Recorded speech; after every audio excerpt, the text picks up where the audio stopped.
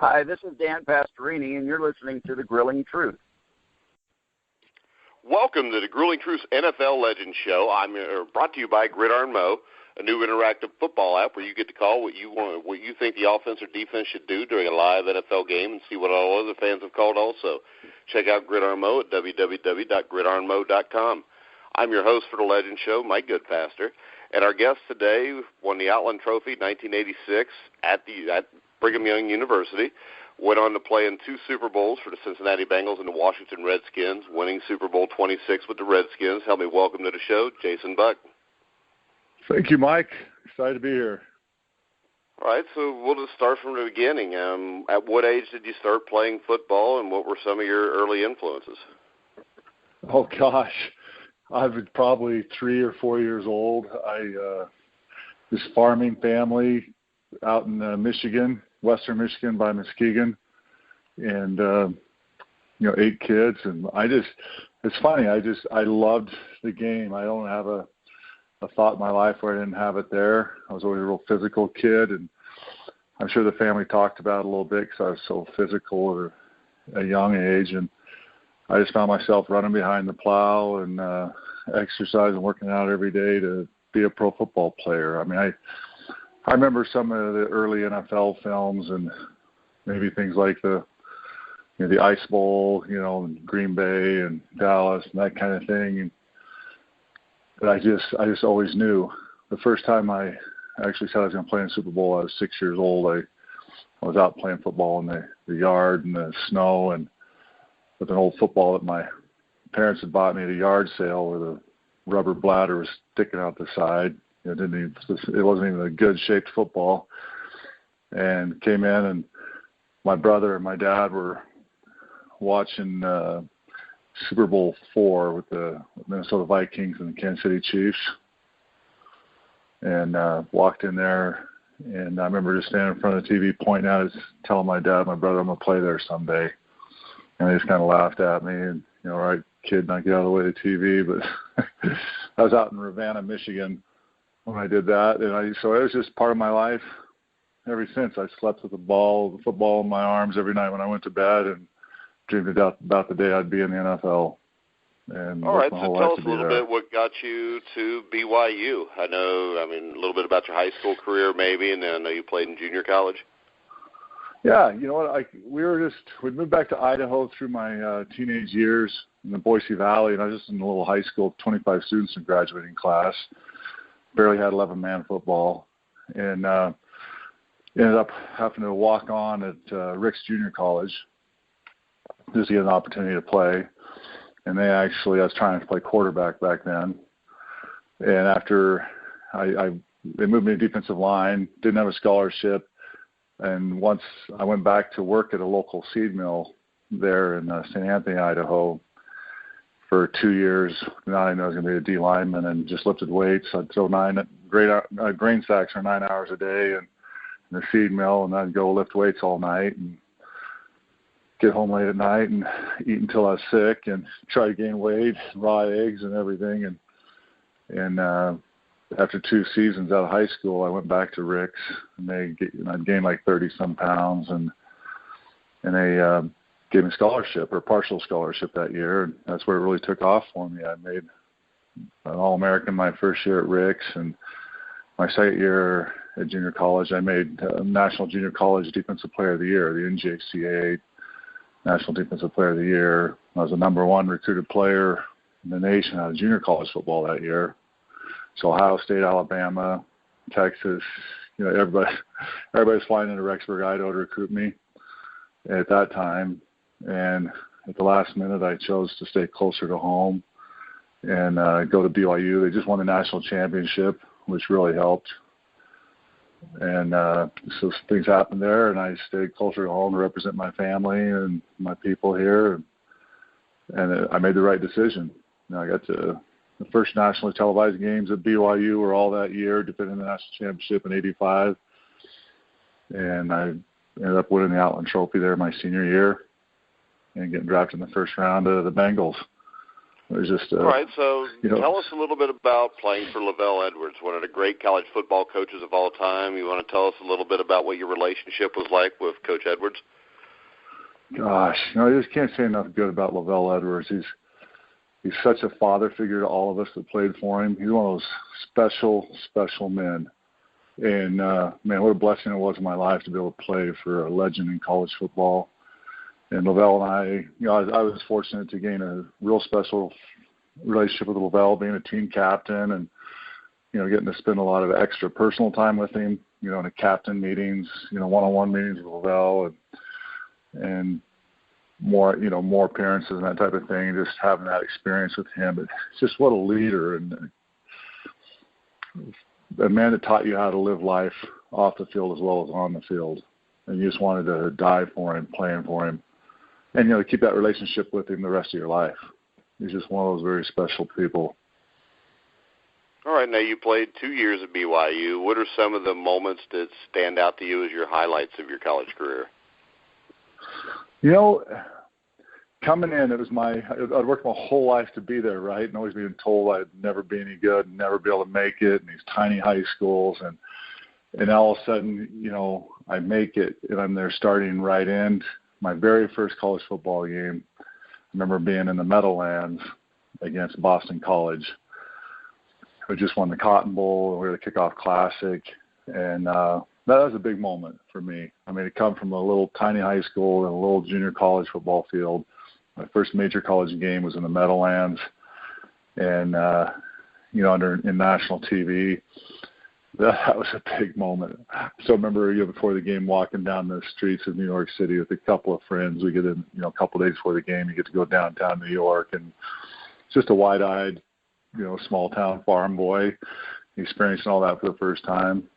I remember that just being a great experience in my life, and beating Boston College there on national TV and coming back. And it was just a storybook year. We had ESPN against UCLA at home, and then CBS against Washington. That was a huge game because Washington had won the Orange Bowl the year before, and everybody said they should have been national champs instead of BYU. Yeah, Joe Kelly still says that, by the way, Jason.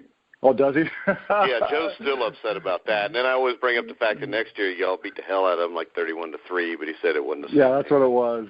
Exactly. And Joe's a great buddy, right? I mean, great friend of mine. Love Joe. I can still hear his voice standing behind me at the Bengals calling my name. Jay, it's here. Watch it. You still hear his voice, in the middle of the game. But Joe, so there's all this trash talk coming into that game, and we did. They came into town, and we're on CBS, and we just pound them like 31-3. And here in Provo, that was just establishing BYU, and it was just a great year for us. And we were probably actually better than the national championship team that year. We put like 12 players in that team, went on to play in the NFL, and we just lost a couple of games with big turnovers, and you just got to have everything happen right. Yeah, and the game that stands out to me was one of the greatest upsets in college history, the 85 game against UTEP. UTEP hadn't won a game. Oh, my gosh. I think you guys were ranked 7th. Yeah, you can remember that. Man, I remember that. It was like a 35-point favorite, and I think the stat that I saw was UTEP, the previous 11 years, had won 14 games. Yeah. It was one of those years where we should have been in the national championship game again, and we'd lost to UCLA in a heartbreaker in the last seconds, and we had 5 turnovers in the game. You know how hard it is to win with 5 turnovers, and that was a big upset against us. And Robbie Bosco, our quarterback, was playing with a hurt shoulder. He had an injured shoulder that he played with through that year. It was just not, quite on his game as he, could have been with that injury. And so that was a big bad loss for us. And then you're right, we fight back to number 7 in the nation and go down to UTEP and have 5 turnovers in that game. I mean, we were losing games, not even giving up 100 yards offense. I mean, they had like a 105-yard interception return for a touchdown. On the defense, you're sitting there watching this happen like you're in the twilight zone. We go down to Ohio State and just beat the heck out of them in the Citrus Bowl. I mean, I think they only crossed the 50-yard line once in that game. Yeah, I think they only scored 6 points. You beat them like 10-6 or 16-6, didn't you? Yeah, and Ohio State beat us 10-7 in the Citrus Bowl, but they only crossed the 50-yard line once. Their only touchdown in the game was a rumble bumble. We threw an interception to a D lineman, about a 20-yard line or something, and he rumble bumbled into the end zone to beat us 10-7. And they crossed the 50-yard line like once in the game, and we went up and down. We had like 3 turnovers in the end zone or 4 turnovers in the end zone scoring. Sakahima fumbled once into the end zone. Bosco threw a couple interceptions into the end zone. And they probably had 400 yards offense to their 100 yards offense. And we lose the dang game. So it was a little frustrating for us that year because we had such a fantastic team. We just had a couple of games get away from us. And then going to our senior year, we had another fantastic defense there at the school. But we'd lost a lot of seniors on offense, Sakahima and Bosco and Kozlowski. And the guys that played in the NFL were great players. So our offense was a bit younger that year and just, struggled a little bit, wasn't as strong. So I went 8-4 my senior year when I won the Outland Trophy. But I had great, we had a really strong defense that year again. But we'd lose some games 10-7. We're on the field a lot. All right, and that brings us to 1987. I know draft day is a lot different now than it was then. What was your draft experience like in 1987? It was real surreal, because I'd worked out my whole life. As I told you, running behind the plow in Michigan, just fighting for it. Little tiny high schools, walking on, and now you've made it, and you won the Outland Trophy.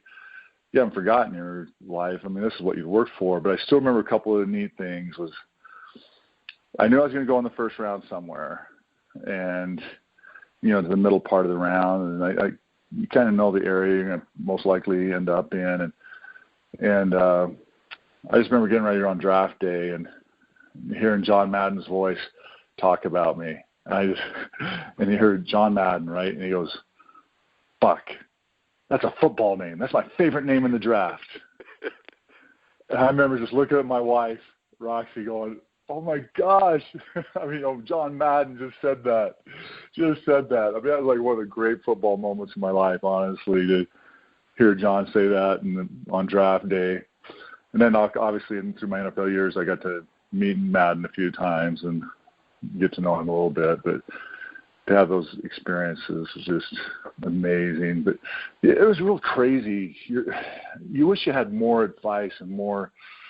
Because Dad didn't know. He was an old farmer and just didn't know sports. And I didn't have anybody to guide me and direct me and protect me.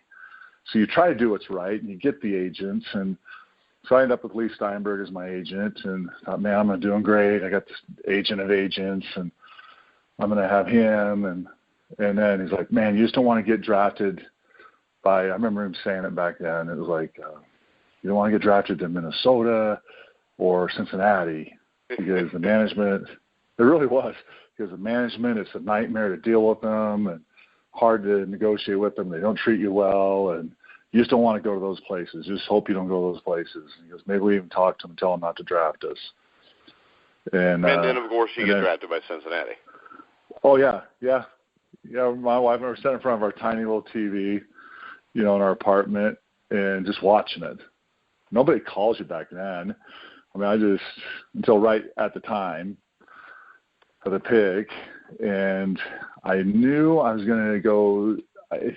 My agent said Seattle had my name on the board, and they were number 18. And I'm thinking, okay, Seattle is close to home. That's cool. And then, boom, Cincinnati takes me. And my wife turns to me and is like, where's Cincinnati? She had no idea. Of course, I did, but she didn't. And, of course, I got the call and, from Sam Weiss, welcome me to the team or whatever. And, next thing I know, I'm flying out there to little mini camps. Yeah, and I know that Steinberg in the past had some troubles bumping heads with the Brown family. I mean, what was it like getting your first contract signed? It was torture. I mean, it was just absolute mental anguish and torture. I mean, I just didn't expect that. You're thinking it's all you're there. It was like pointing at the TV. It's Minnesota Vikings and Kansas City Chiefs. They're watching an old NFL film on TV, and you're like Vince Lombardi, and you're like, oh, I'm here. Your dream, and all of a sudden you're stuck in this huge ego battle between Mike Brown and Lee Steinberg, and you're just like this kid, kind of just floating out there. You're depending on your agent you're relying on because they're the ones that have the experience, and you don't have experience, and you want them to represent you, and they just want to be treated fair. And, you get these lowball offers thrown out at you. They're just like insults. And what people don't remember, people got to realize as an athlete, this isn't all about the money. I mean, of course you want to make money. That's, one of the great incentives to fight and be there all your life. Like, this is going to change my life. This is going to help me get my family farm back and take care of my family and accomplish all these things for me. So, but there's that personal pride, right? You just want to be treated fair. And so you get a offer much lower than the 16th player or 17th player picked in the draft the year before, or right, much lower than the 18th player pick just got paid got drafted below you. It's an insult. I mean, you're like, just pay me. I was not out there to make any records. I honestly was like, pay me less than the 16th player picked and more than the 18th player picked. But sometimes the fans are like, well, man, that's a lot of money. Just come, in and play, right? Yeah.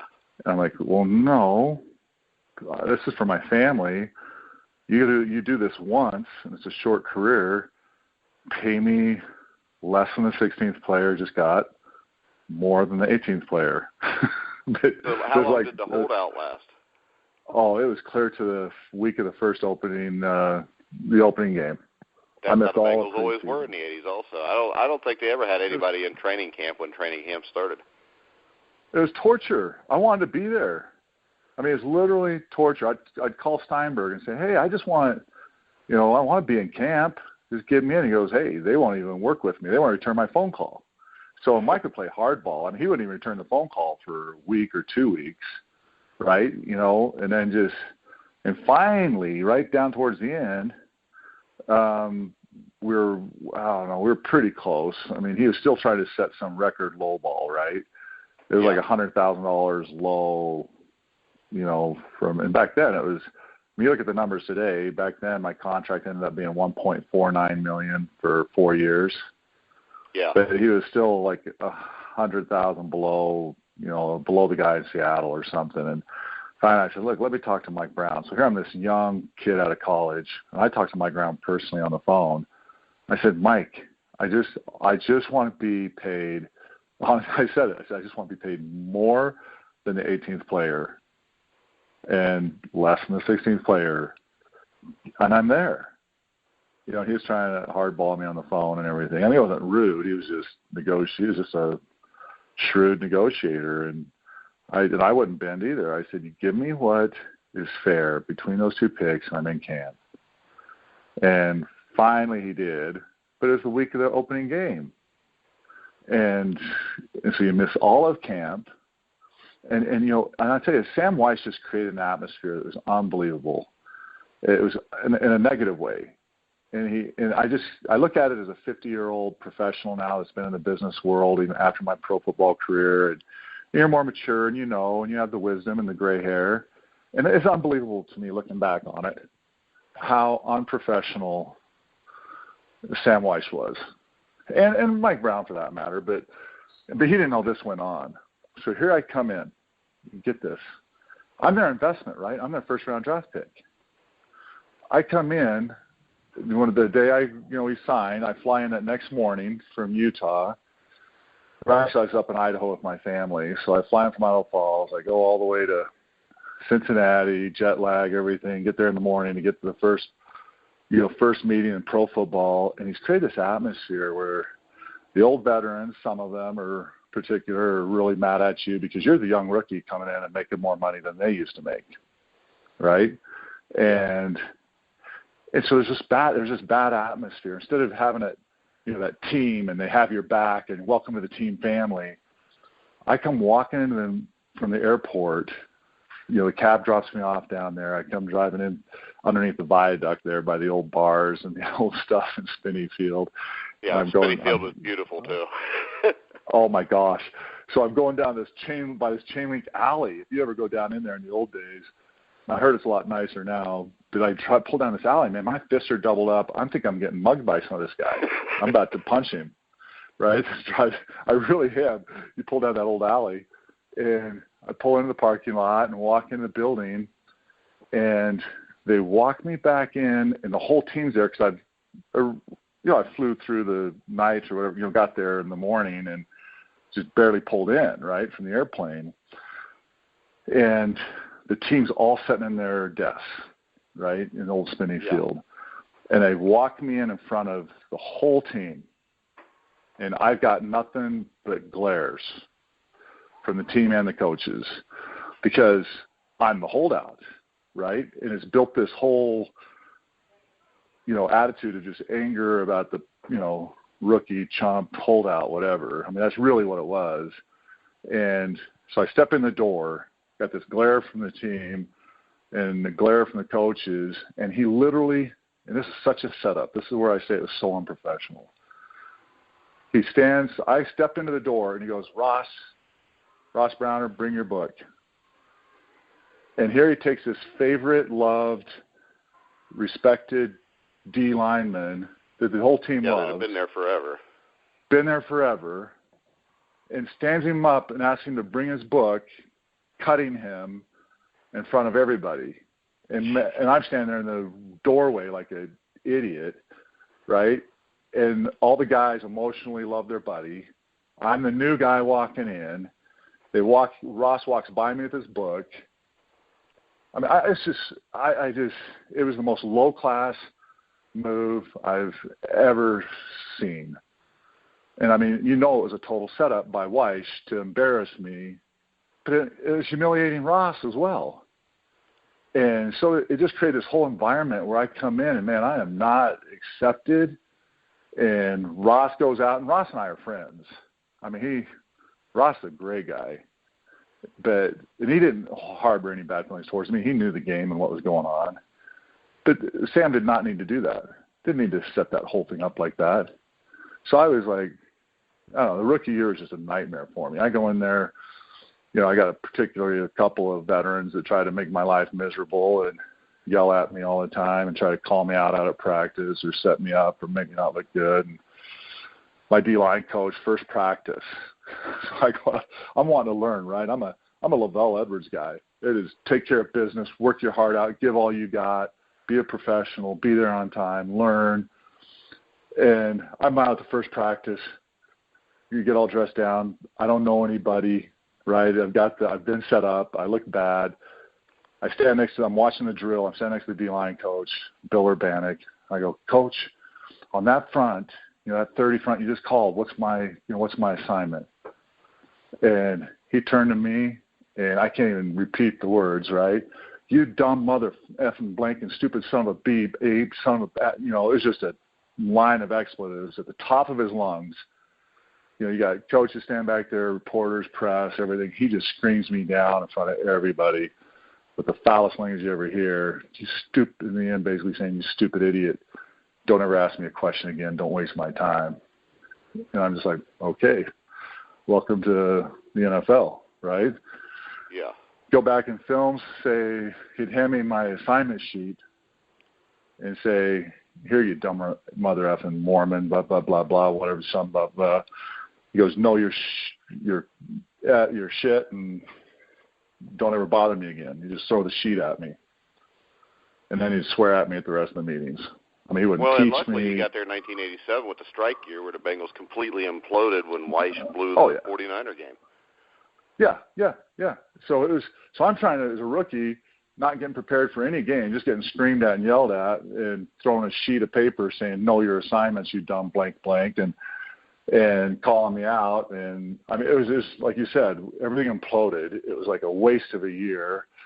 I'm there 4 weeks, and then we go into strike. And so I go home to Idaho and just train in the weight room and just stay out of all the mess. Come back when the strike's over. But by then, some teammates had crossed the line. So there were some bad feelings between teammates. There was bad feelings definitely between the team and the management, really bad feelings. It was just players were angry, and the whole season just imploded. Now, so it was like my rookie year was a total waste, right? It was just like how was that turned around in 1988? 88, I look at 88 as really my rookie year because how that whole 87 happened, how Weiss set me up and was brought in as a holdout and bad feelings and then the strike. And it was just honestly just a waste. And so now I come in 88, I get to have a full camp there in 2 days. And yeah, the D-line coach is still abusing the heck out of me, but I've gained, friendships and respect and worked my way in. So it was really such a different spirit coming in. It was literally like I feel and what I felt when we went up into Wilmington and into camp was the players just looked at each other like, this is us. This is our team. Heck with everybody else. We can control our own destiny. This is our team. And I just think the leaders like Boomer and Munoz and Montoya and just all the guys, Crumry, all of us, we just came together. Joe Kelly. I mean, it was like, we had the same coaches, we had the same management, everything was the same, but we just said, this is our team and this is our time. And really came together very tight. We became very tight-knit that year and very close to each other. And it was just that Cinderella moment in life and in the season that we made it our season, even if it was still kind of a miserable circumstance. From the other side, right? And whether it was us, buying our own lunches and being told we can't have hit of the week T-shirts and going through all that cheap type of treatment and stuff, we still really bonded as a team. And, all right. So what were some of the games that stand out to you from that year, outside of the playoffs and the Super Bowl? I got two things that stood out to me were we all became good. Munoz was a real mentor to me. We all locker next. The linemen tended to locker next to each other back in the back corner, and Boomer would locker back there with us, and Crumry and Scal and Munoz and Montoya and Walters and all those kind of guys. We were all back in that back corner of the locker room, and evenings at Boomer's restaurant, and we'd all just are over at his house, and we had a really great group of guys, and Xander and all these Blados and all these names I can throw out at you. And we just loved being with each other and win. And so the regular season just took off great, right? We were 6-0 before we lost, if I remember right. Yeah, we lost the game. You guys up there, I think, to make it 6-1. Yeah, and it was a close one up there. Kind of stunk, but they were using me more, and I was working my way in. I was starting nickel. I wasn't starting on the all downs, but I was right in there and having a great year in sacks that year, and rotating on the front three on the starting unit. And I'm trying to think of the regular season games because the playoffs is just where it went just totally nuts. But the first home game against Cardinals, for me, it was a big moment. Stand. Yeah, the goal line stands. And Scal was the right D tackle, on the nickel package, and I was right D end. And I loved working side by side with Jimmy. I just love Jim Scal. You get those partnerships, you just work really good together. And we just rushed very well together. And even though we're both considered lighter players, we just had it. And anyways, we run a tackle in game, and Jimmy runs it very well. Grabs the, we call it grabs the D tackle, offensive guard, that he makes his hard rush to set me up, and I freeze the offensive tackle well, and then slip underneath him. This is happening very fast, and I come underneath on that tackle in game, and I'm able to sack we go back to Lomax, right? Yeah, Neil Lomax. Yeah, Lomax. Sack Lomax there on that goal line stand is right at the very, end of the game. With all the drama, all the excitement, and the fan crowd going crazy. It was a huge play. It was a great moment for me to get my career restarted at Cincinnati after the I think brutal the thing a rookie lot year. of people forget is that offense was as high-powered as it was towards the end of the season dropped off, and the defense basically carried you guys through the playoffs and Super Bowl.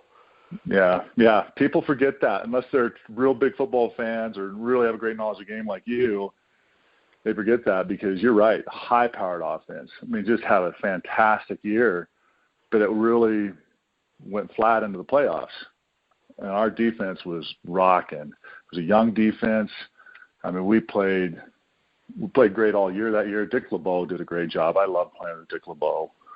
I want to make sure that's known because I love the city of Cincinnati, right? I mean, I think Cincinnati's a wonderful city and a wonderful football base, football town, wonderful fans. I mean, it was going in there and having them play Welcome to the Jungle. Guns N' Roses comes out with Welcome to the Jungle that year, which is just all perfect. You come out on that field every game. I mean, it was an awesome time to play football. Yeah, and the sad thing is, 30 years later, that's still what they come out to, I think, because Mike Brown was too cheap to buy a new cassette. I think so, too. I got to agree. And we all talked about that in the locker room, too. But, man, that young defense, you mentioned Joe Kelly before we had got on, and I can still hear Joe's voice behind me when I'm down in my stance, and I'm stemming down or out in different, gaps. And you hear Joe, back there going, Jay, it's coming here. Watch it. Or, whatever, you just hear that voice in the back are talking to you and you're moving in your stances. And we've had it going. I mean, we were a young defense. And, man, what was our San Francisco game? 3-0 at halftime, in the Super Bowl? Yeah, it comes down to the last second. And you guys held them to 13 points for the last 2 or 3 minutes. Yeah. And it was just a heartbreaker. I mean, I'm so thankful I got to go on and win one with the Redskins because that broke my heart. I mean, that was one of obviously the hardest losses of my life right there. And, you're crying in the locker room with your teammates and you fought and sweat and bled together all year, to make that happen. But, the AFC Championship game against Buffalo was a huge moment. Right? Thinking back on that, and there's the electricity in the stadium down there. It's just riverfront. It was just packed, and the town's going crazy. And I'm driving down to the game with the punter Lee Johnson. Listening to Def Leppard and Guns N' Roses, and we're all getting our minds going. You come out in that field, and the bad thing the is, fans going crazy. And even a playoff game now, you don't have it near as loud as what it was in 1988. Really? Yeah, because with my boys, I remember we had season tickets through 2012. I think it was 13 the year the Bengals lost to the Chargers in the playoffs. And all year it was like I kept telling them, I said, this is going to be like 88 at some point. This place is going to be really loud. And it never was, even in the playoffs. And I think a lot of that is, I think Mike Brown sucked a lot of life out of people around here. Wow. Because I just tell you, that was so electric. Every home, we were undefeated at home that year. And every game you came out, I just remember looking up in our warm-up in that west end zone, and we'd warm up there, and just my same fans I could look up at. You knew who they were, and they're calling your name, and you're high-fiving them as you come off the field. I mean, it was like a big family, and it's so electric. I mean, when the game started, you could even hear yourself. I remember being in a huddle, a foot away from your buddy, and you're screaming to, even talk to each other during the games, let alone the playoffs, and then go, I sacked Jim Kelly there in the AFC Championship game, and a big play, big moment there. That was yeah, and that was a memories. Great Bills offense. You guys held to 10 points the entire game. Yeah. And you believe that? And then just to start taking that defense apart the next year and not re-signing guys and getting rid of them just blew me away. I just couldn't Yeah, but the Bengals until about the last 5 years never re-signed their own guys. And then they would never sign any new free agents either. And if they did, it was a guy that was on their last legs. Yeah. Yeah, it was just it was so confusing to us in the locker room. All of a sudden Joe Kelly's gone and Jim Scow's gone, and they're not going to sign Montoya, and it was David Fulcher, I think he was gone after 90 or 91.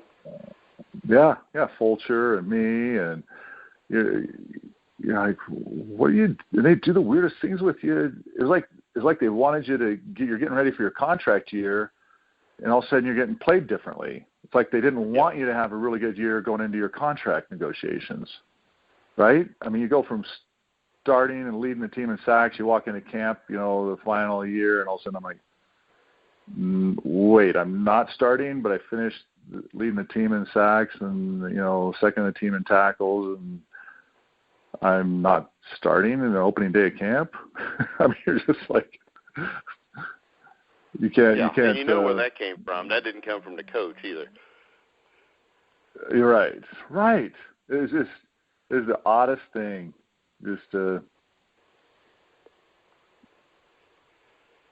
So when you get to your final year, was it 1990?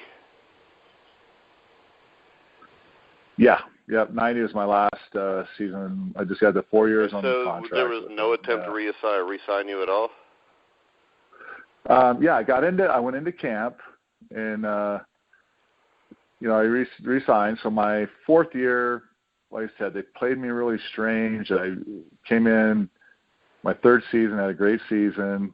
I'd missed 4 games because I blew my elbow against the Bears, totally dislocated my elbow, but still, and came back after 4 missed games, and still, led the team in sacks, and I got second in the team in tackles that year or something.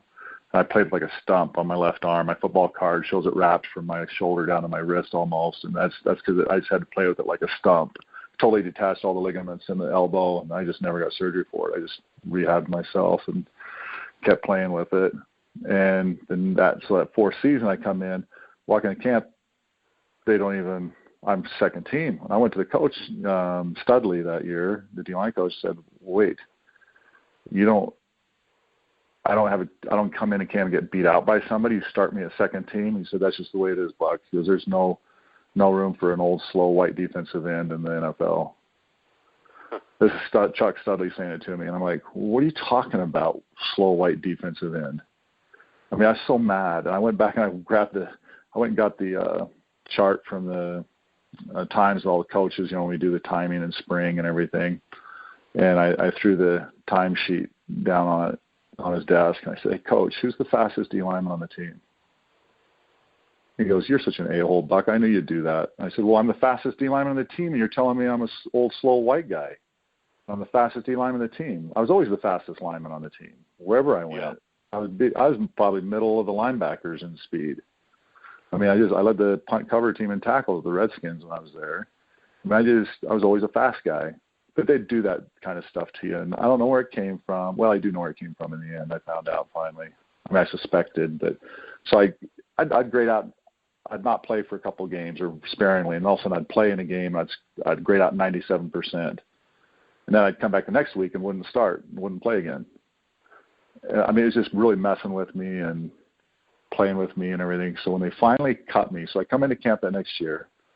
In camp, I lead the team in sacks in camp through 2 days, going into the 5th season in 90. And I lead the team 91, still in camp. So I lead the team in sacks and tackles, or second tackles in camp. I had a really good camp. But I finished it on a separated shoulder. I'd separate it and just go into that last preseason game, like an AC separation. So they held me out of the Green Bay game.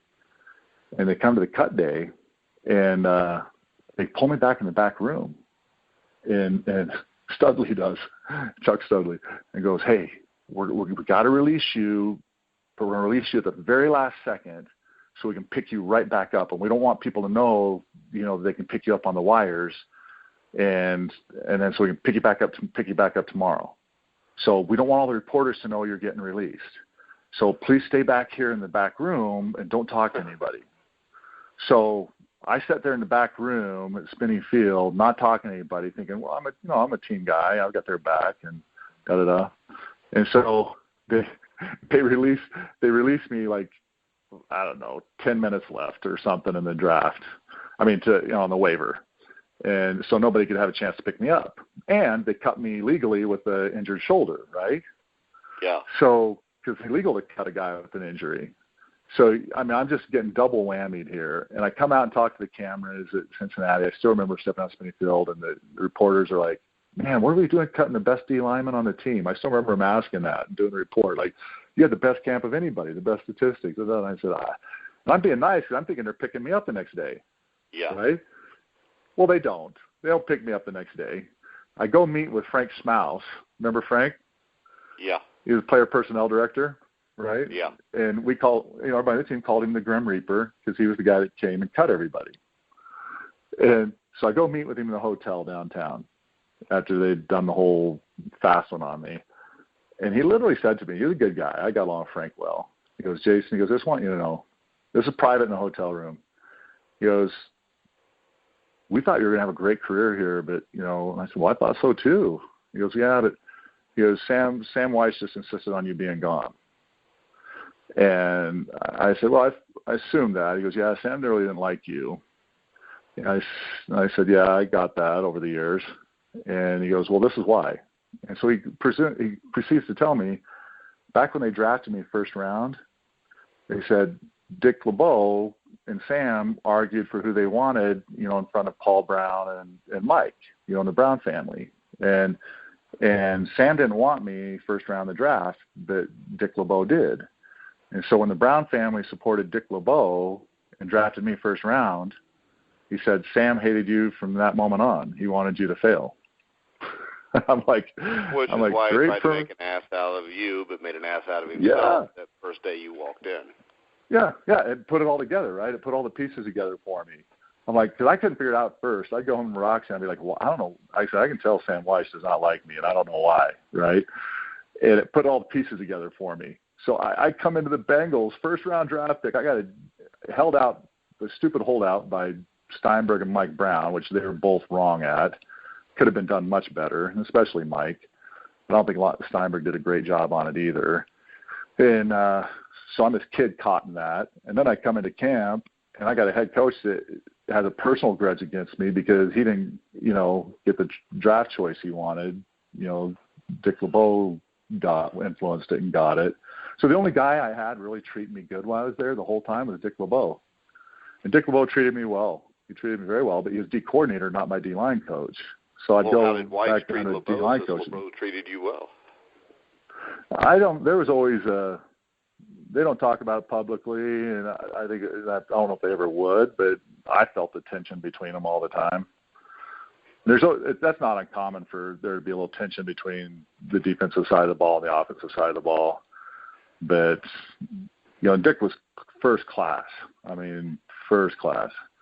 But always, and never spoke a bad word about anybody. But I could feel a tension there. I don't think it was because the Browns would run it. I mean, I wonder if it was just the Brown family made sure Dick was the D coordinator, and that was more of the Browns' choice than Sam Weiss's. You know what I'm saying? Yeah. They really micromanaged it. PB Paul Brown would come in there on Monday mornings, and the coaches would come out, man, with tears in their eyes sometimes. Because he would run that first Monday morning meeting, and it would be PB running it. And he would just, in there reaming the whole coaching staff, run it like he was still head coach. Well, I don't think it's any coincidence that the team fell apart the day he died. Yeah. It took him 15 years after he passed away to even sniff the playoffs again. So you go polar opposite. You go from Cincinnati to Washington, which has one of the legendary coaches, legendary owner. I mean, what was that like for you? Oh, gosh. I was, when I was getting abused like that by that D-line coach and treated so terribly there by that Bannock and just the whole situation, I'd come home to my wife at night and say, you know what, this has been my life dream. I'm not going to quit. I'm not going to give up, and I'm not going to let these guys ruin my dreams. I'll fight to my last breath. And when I leave the NFL, it's going to be not because something I did. And I just would go back there and just fight through that miserable situation every day. But I was fighting two battles, right? I was trying to get ready for football games, but I'm fighting this miserable situation and the abuse. And all of a sudden, after that whole release, that whole game, the way they hurt me, because they did that intentionally when they cut me so I wouldn't get picked up by anybody. They held me out to the last second, and I was injured when they did it. Well, and it wouldn't surprise me if they did tell Chuck Studley that just so he would agree to let you go. Yeah. It was just, like I said, it was just like I was in a twilight zone. It didn't make sense. And even when I look back on it as a 50-year-old businessman now, I'm like, wow, that was terrible business. I mean, I'm sitting there, if I'm an owner and I got a coach taking my first-round investment and abusing them and not coaching them and trying to tear them down and instead of build them, I'm like, I'm going to fire those guys because that's my big investment. But I get flying to, obviously through the next 6 weeks, I'm working out for other teams and a little discouraged because I shouldn't have. I'm like, man, I'm too good of a player to not be here. But all of a sudden the Redskins call me and pick me up. I'd worked out for them. They call me, bring me in. I fly in. I go right up to Joe Gibbs' office, and he sets me down in his office one-on-one. I never got that with Sam. But so I come in Joe's office, and he sits down and he starts telling me about what he knows about me. It was Jason. He goes, I'll tell you, he was a Washington Redskin. He goes, I believe very firmly, the core of who I am, that it is character first, athlete second. I will win more championships with men of character that I can count on, that'll work their hearts out and give everything they got and overcome and, be dependable and a champion. They'll be champions much more than just an athlete. And he goes, Jason, you're a man of character. He goes, you grew up on a farm. He goes, you played for Lavelle Edwards. I think the world of Lavelle, and Mormon people are good people and family orientated and great work ethic and great character. And I know you're that person of character and work ethic. And you will play for me. As long as I'm the coach of the Redskins, you'll have a 12, 14-year career. A man like you. And I'm honestly about to start crying. My eyes are watering up, and I'm just like, this is what I wanted all my life, right? This is what I dreamed of as a little boy in Michigan when I'd watch a Vince Lombardi quote on, NFL films. I'm like, that's what it's all about, right? Character and work ethic and discipline and a champion. And, man, Joe's just giving me this talk and saying good things to me about my character and where I came from, my family. And I walked out of the office, tears in my eyes, and knew I'd die for that man.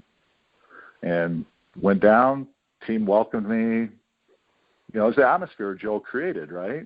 And and Torgy Torgensen and the D-line, and I was just treated wonderfully from the first day and accepted by the team, and was able to come in there and work my way in right away, and then go on to win the Super Bowl, win it all that year on.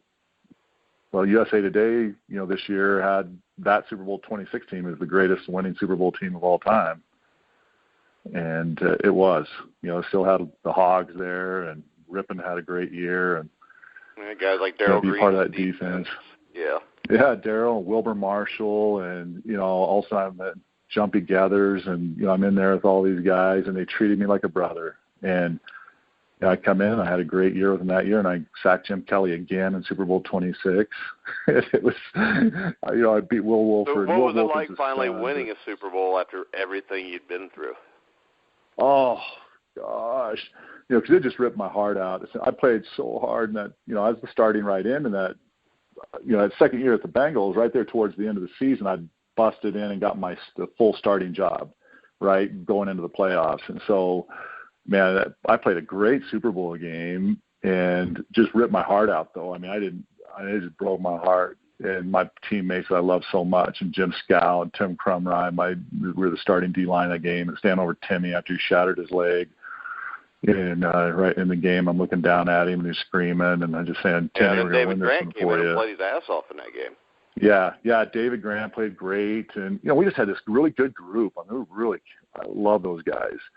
But to go through that circle and lose them and have, Mike Brown just disintegrate that team and Sam, for whatever reason, I end up with this dream situation in Joe Gibbs, one of the greatest.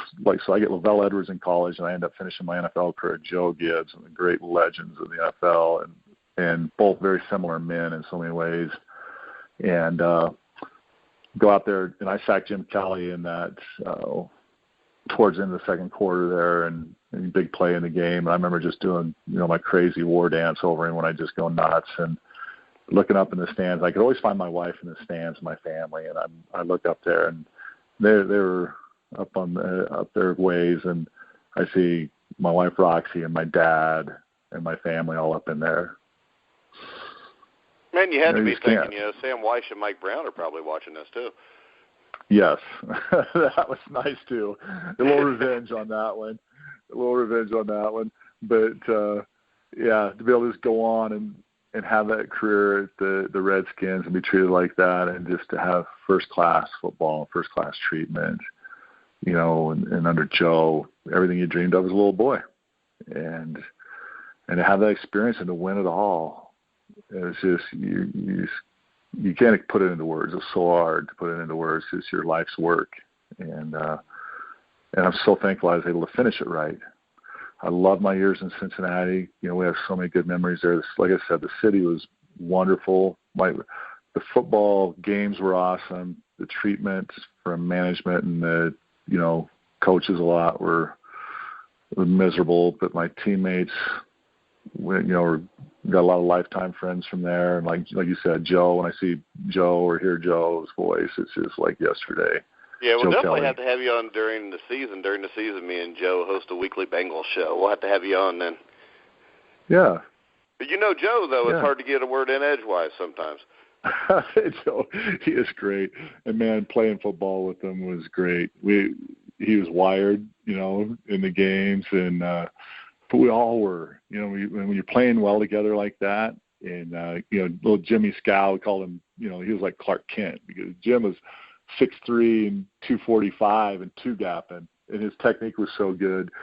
And he's just a tough guy, and he had his glasses on, at practice or, meetings and stuff, and he literally was Clark Kent. And then he'd just go play like this, just this bad A, tough dude.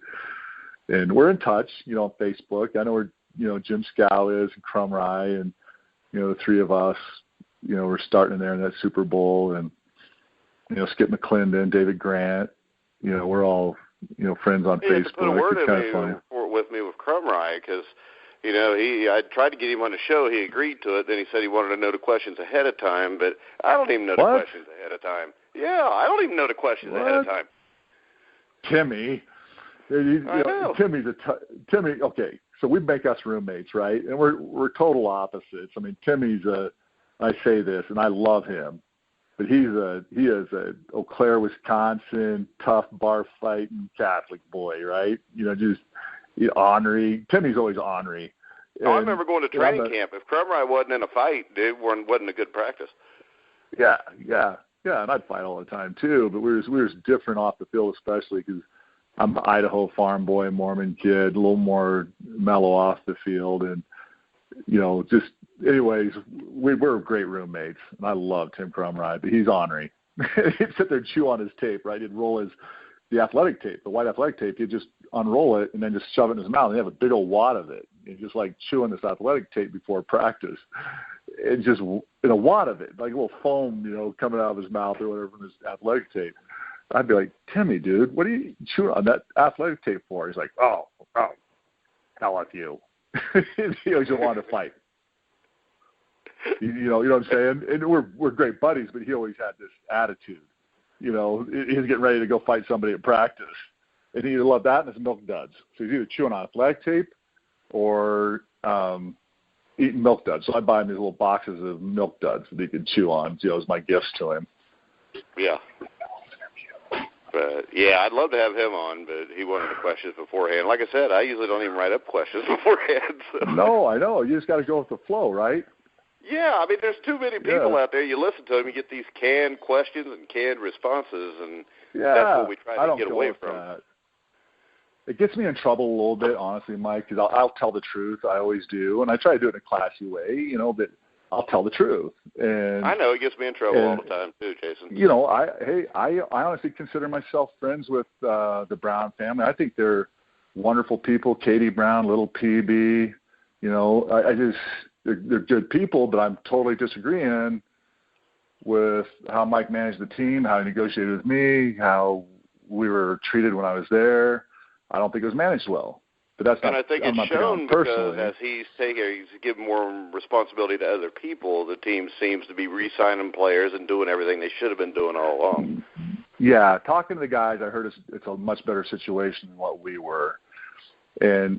But to see old Paul, big PB, right, back in the legend, it was cool to be on the team with him, for a couple of years before he passed away. He was great to me when I was around him, but he knew his stuff and he managed that ship tight. But we didn't have free agency, and everybody came in like Munoz and all these great guys he got, and we were all locked in.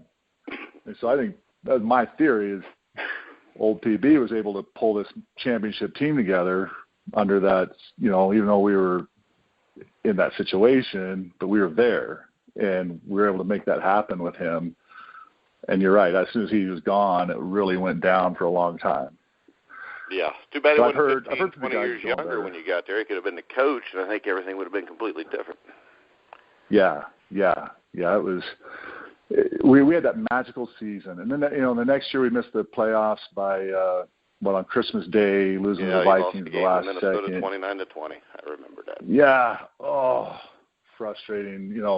That because we were almost there again with a tough schedule, and the defense played well again that year. You guys made a run in divisional playoffs, but you had all the injuries. Yep, had the injuries. I was on the field when Bo Jackson ended his career, and it was frustrating. It was frustrating for us. It takes the heart out of you when you see your buddies like Montoya and Joe and Kelly and Scal and guys not getting re-signed. Yeah, it really takes the wind out of you. Everybody in the locker room gets frustrated.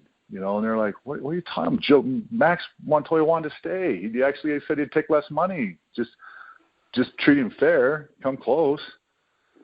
I mean, it was hard. And then I'll tell you, to go to Joe Gibbs and Jack Kent Cook, and as much as I love Cincinnati and the city and the fans and what a great area that is, it was just I got to finish with an organization that was just every boy's dream. Everything I'd worked at first class, everything I dreamed for all my life and sweat and bled for, and to just get treated that way was there. I got to have it, and thank goodness I did. From being called a stupid mother, blank and a blank, dumbation, blank, and for 8 hours a day in Cincinnati, it was like torture. To all of a sudden the first class everything, and to be treated that well and like a professional and just get to play football was such a great way for me to finish my career. I mean, I just couldn't be thankful enough for Joe Gibbs and Torgy Torgensen and Richie Pettibone and that whole staff and Jack Kent Cook and, the Redskins. They just treated me great. Yeah. All right, so what have you been doing since you retired? I know you ran for Congress, too, at one point. Yeah. You know what? I'm that guy, right? I have no limits in my life. I set no limits. Whatever I go for, I give it all I got. Just the way I played football. Whether it's whatever business or running for Congress, you get passionate. I'm a patriot and a good old farm kid and love my Constitution and history. And so I got all worked up and went and did it. And it was a good experience. I'm not saying I'll never do it again. What's that? That doesn't even exist anymore, does it? I know. That's why I went and ran, right? I'm a Joe Gibbs fundamentals guy. We'll put it this way.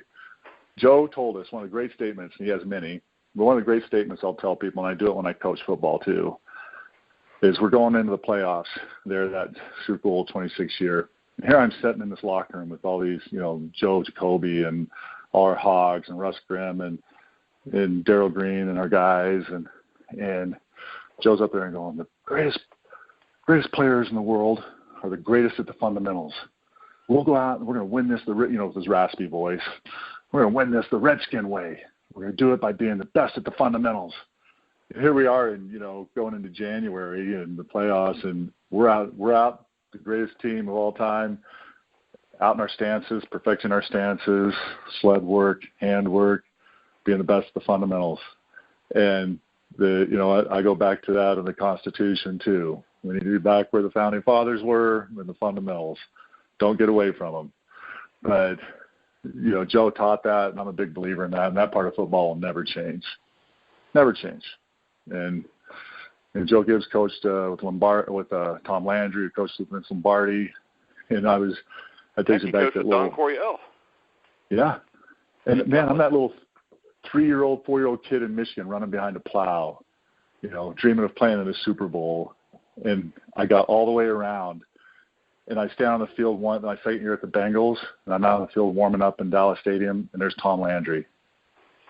I mean, I go out another game my rookie year, and I see Chuck Noll across the field and Don Shula across the field. And those were the guys that were the big, studs when I was that 5, 6, 7-year-old kid. And it was such. Hey, you can't be saying Don Shula, because I'm a Bengals fan, so I automatically flash back to Dave Shula. Oh yeah, that's true. He came in right as I was leaving. He was like, I hate Don Shula just because he had Dave Shula. Yeah, he was quarterback coach, I think, that last year before I left. Really young then. But yeah, Don Shula. I mean, you think those legends of the game were still around. I got to be on the field with them. That was a great experience. Yeah. I mean, I wouldn't change a thing. It definitely. Well, hey, Jason, it was great having you on the show. You need to get hold of Crumry and tell him I don't have no questions before I start. I will.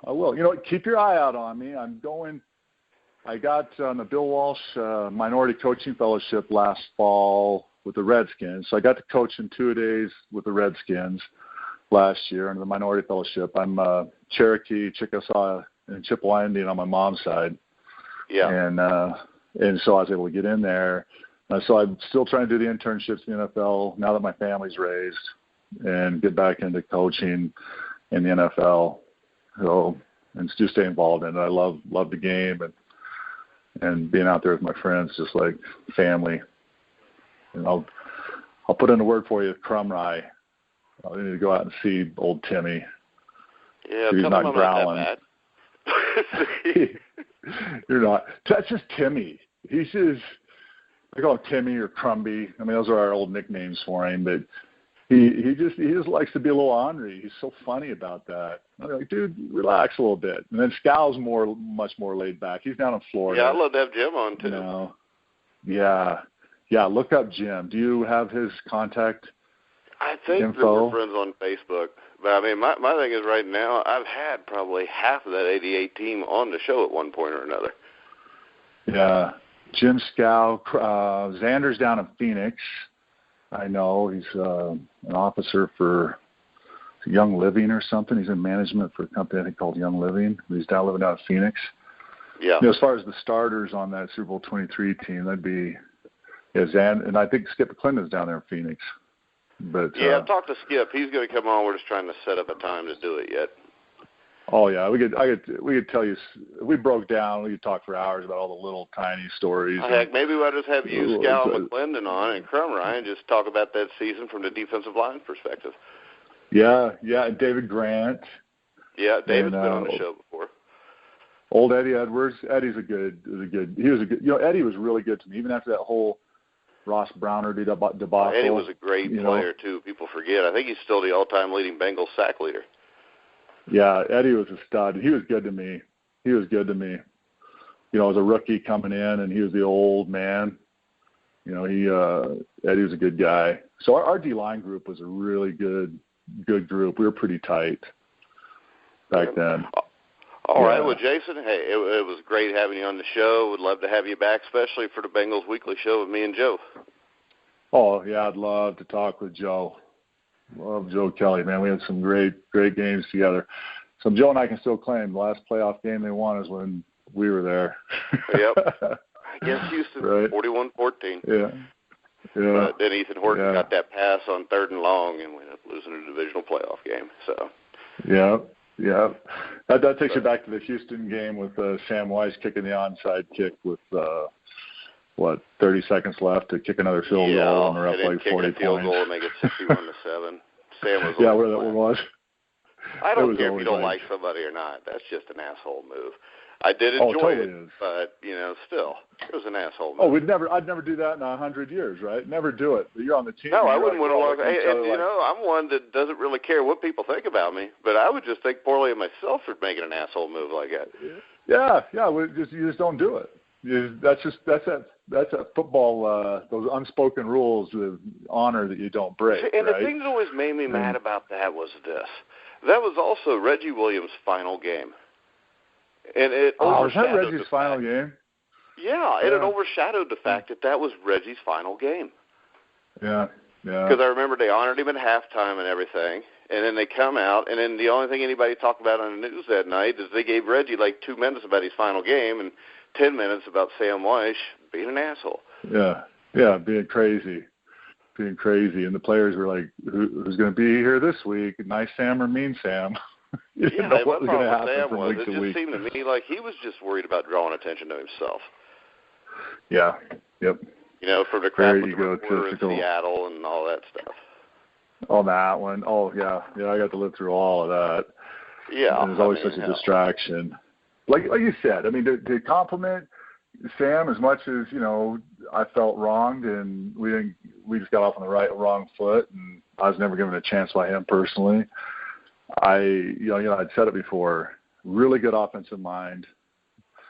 I think he's a really good offensive coordinator, but not a head coach.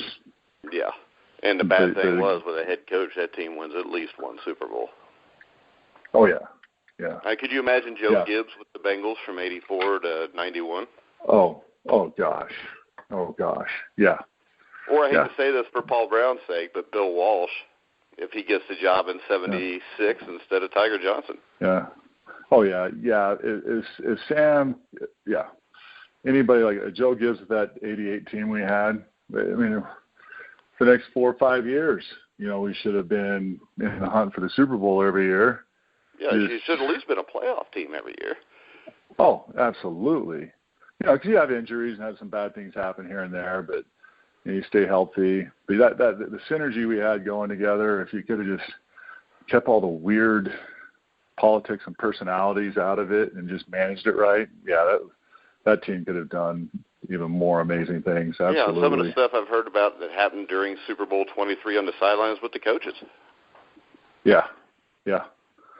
Yep. I've had a few and players before the game. And, yeah. It's just and it goes to the leader. I think that it ultimately goes back to the leadership, or lack thereof. Exactly. And all right, Jason. Well, I'm going to let you go. I'm sure you got stuff to do, so we're going to wrap this up. I mean, it was great having you on the show. You're welcome back anytime you want to come back. Well, Mike, thank you so much. And, I tell my great friends, Kelly or any of my old teammates, hello for me when you talk to them. I love all those guys and have great memories with them. And I love the city of Cincinnati and the fans. That was very, very special. Very special. Welcome to the jungle, man. It was just such a magical year for everybody in that city. Well, maybe someday they can win a playoff game. Yeah, exactly. All right, guys, make sure you check us out on thegruelingtruth.net. You can hear all our shows on iHeart, iTunes, TuneIn, pretty much anywhere there's podcasts available. But for Jason Buck, I'm Mike Goodpaster. You've been listening to The Grueling Truth, where the legends speak. Thanks, Mike.